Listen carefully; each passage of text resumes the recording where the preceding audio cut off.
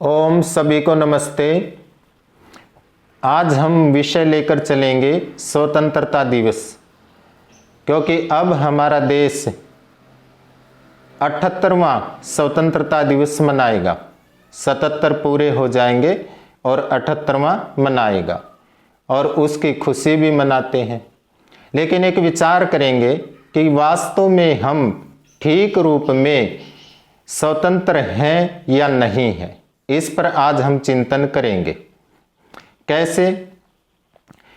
स्वतंत्रता किसे कहते हैं, स्व का तंत्र किसे कहते हैं, पहले इसको समझेंगे।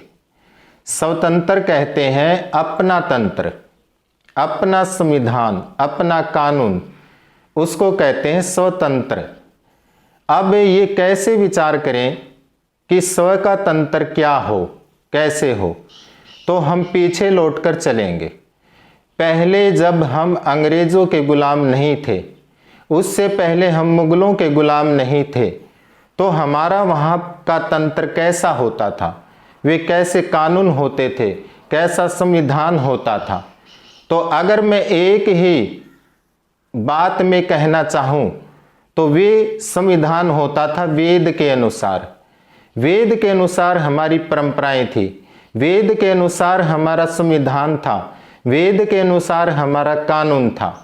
और वे इतने उच्च कोटि के कानून होते थे, वे इतना उच्च कोटि का संविधान होता था कि उसमें कोई भी प्रजा, या हम ये कहेंगे कोई भी इंसान, कोई भी व्यक्ति, कोई भी प्राणी दुखी नहीं था, कष्ट में नहीं था। कैसे? उस परंपरा में, उस स्वतंत्रता में सभी प्राणी सुखी थे। किस रूप में?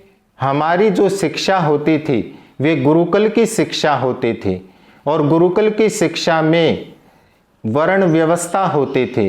वर्ण व्यवस्था कहते थे योग्यता के अनुसार, कि जैसी जिसकी योग्यता होगी वे उसके अनुसार बनेगा।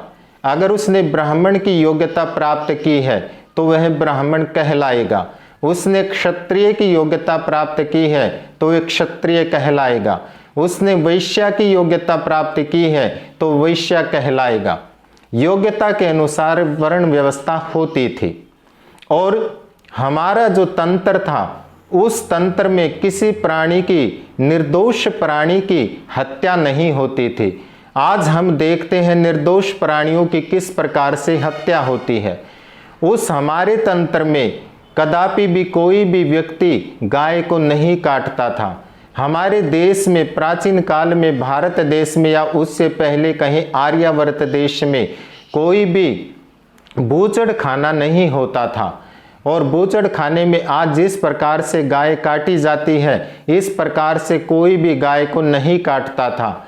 अगर इस प्रकार से कोई कदम उठाता था या विचार करता था गाय को काटने के लिए, तो हमारे राजा जो वेद को पढ़े होते थे, वेद के अनुसार जो शासन होता था, उनको कठोर दंड देते थे। आगे कोई हिम्मत नहीं करता था गाय को काटने की।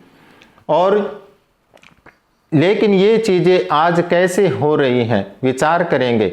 वैसे तो हम स्वतंत्रता दिवस मनाते हैं, बड़ी खुशी मनाते हैं, लेकिन एक विचार करेंगे कि जो अंग्रेजों के कानून थे, जो अंग्रेजों ने हमारे को संविधान दिया, जो अंग्रेजों की नीतियों के अनुसार, बहुत सारे देशों के संविधानों के अनुसार हमारे देश को संविधान तैयार किया गया।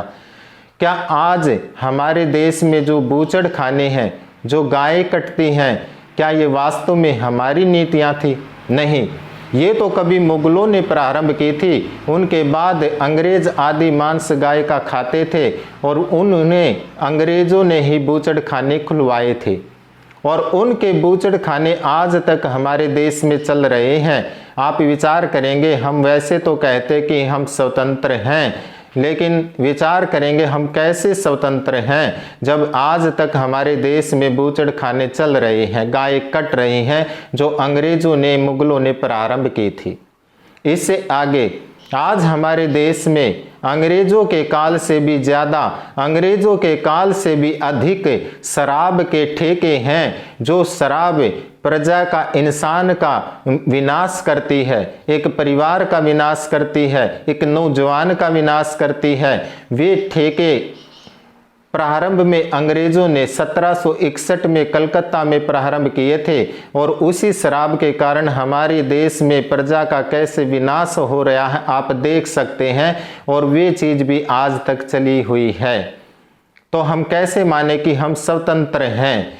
कितने कार्य मतलब अंग्रेजों के आज तक चल रहे हैं, उनकी मानसिकता आज भी हमारे नौजवानों में, हमारे व्यक्तियों में बैठी हुई है। जैसे अंडा मीट मांस आदि खाना, ये सब अंग्रेज करते थे, और आज भी हमारे नौजवान, हमारे भारतीय व्यक्ति ये बहुत बढ़ चढ़कर इन चीज़ों को खाते हैं, पीते हैं। अंडे मीट आदि को, मांस आदि को बहुत बढ़ चढ़कर खाते हैं। तो कैसे माने कि हम स्वतंत्र हैं? वे अंग्रेजों की जो मानसिकता थी मीट आदि खाने की, वे मानसिकता आज हमारे व्यक्तियों के अंदर है। हम एक बात और देखेंगे कि अंग्रेज बड़े ही विभिचारी व्यक्ति होते थे। वे बहन बेटियों की ओर गलत विचार करते थे, उनकी इज्जत के साथ लूटपाट आदि करते थे। लेकिन आज हम देखेंगे, देखो आपस में ही अपने हिंदू समाज में भी बहन बेटियों के साथ कैसे अत्याचार होते हैं, कैसे बलात्कार होते हैं। वे जैसी मानसिकता अंग्रेजों की थी, वे मानसिकता आज हमारे व्यक्तियों में देखने को मिलती है। तो हम कैसे माने कि हम स्वतंत्र हैं? इसका मुख्य कारण है शिक्षा, क्योंकि हमारी जो शिक्षा होती थी वो वैदिक काल में सनातन धर्म के अनुसार, वेदों के अनुसार गुरुकुलीय शिक्षा होती थी, और उस शिक्षा में हमें अच्छे संस्कार मिलते थे। जब तक वे शिक्षा थी, जब तक हमारे देश में कोई भी शराब का ठेका नहीं था, शराब से रहित यह देश था। यहाँ पर कोई गाय नहीं काटी जाती थी, परंतु गाय को घरों में रखकर उसका पालन किया जाता था, उसका पोषण किया जाता था। उसके दूध पीकर यहाँ के बच्चे बहुत बुद्धिमान होते थे। उसके घी से हवन आदि यज्ञ आदि कर्म करते थे, और घर घर में गायों का पालन होता था। लेकिन आज हमारे देश में कितनी कुरीतियाँ अंग्रेजों के काल की चली हुई हैं, और इसमें एक कुरीति है जैसे टैक्स आदि के, ये जो टोल टैक्स आदि हैं, बहुत बढ़ चढ़कर जो कर लगाए जाते हैं, ये सभी के सब कर, ये सभी के सभी टैक्स कभी अंग्रेजों की नीतियाँ होती थी, और आज भी हमारे देश में उसी प्रकार से लूटा जाता है, खसोटा जाता है, और कोई बोलने वाला नहीं है, और कहते हैं कि हम स्वतंत्र हो गए।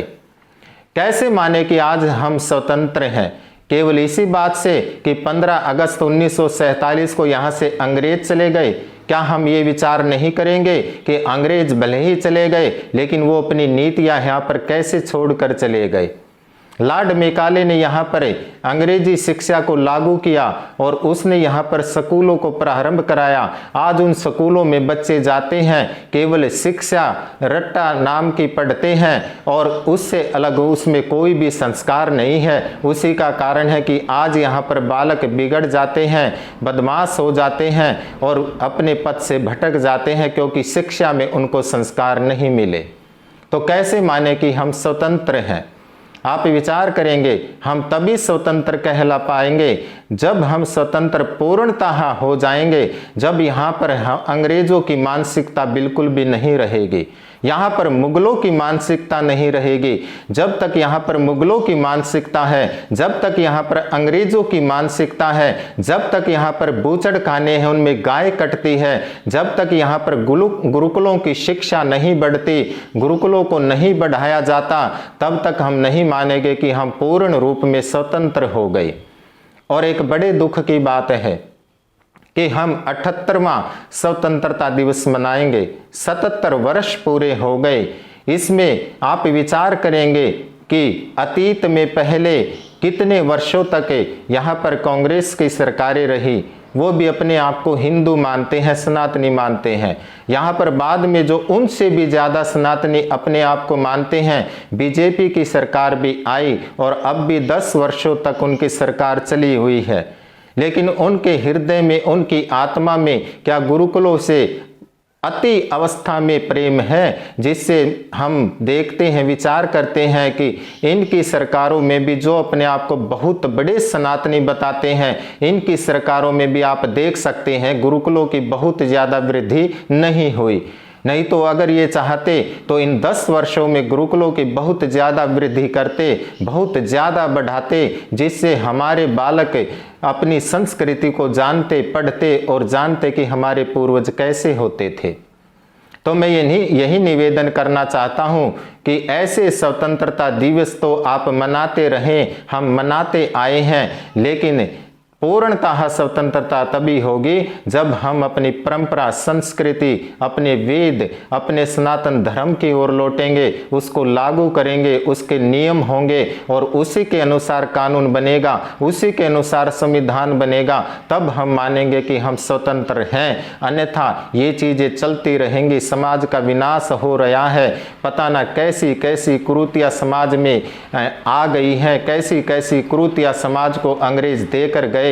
हमारे देश में जातिवाद नहीं होता था, ये जातिवाद भी अंग्रेज फैला कर गए थे, क्योंकि वे जानते थे कि अगर यहाँ पे जातिवाद फैलेगा तो ये हिंदू समाज कदापि भी एक नहीं बन पाएगा, इनमें फूट पात रहेगी, ये बटे रहेंगे। उसी का कारण है कि आज हम जातिवाद के कारण भी कितने बटे हुए हैं, और ये भी अंग्रेज करके गए थे और आज तक ये चीज़ें हमारे देश में है।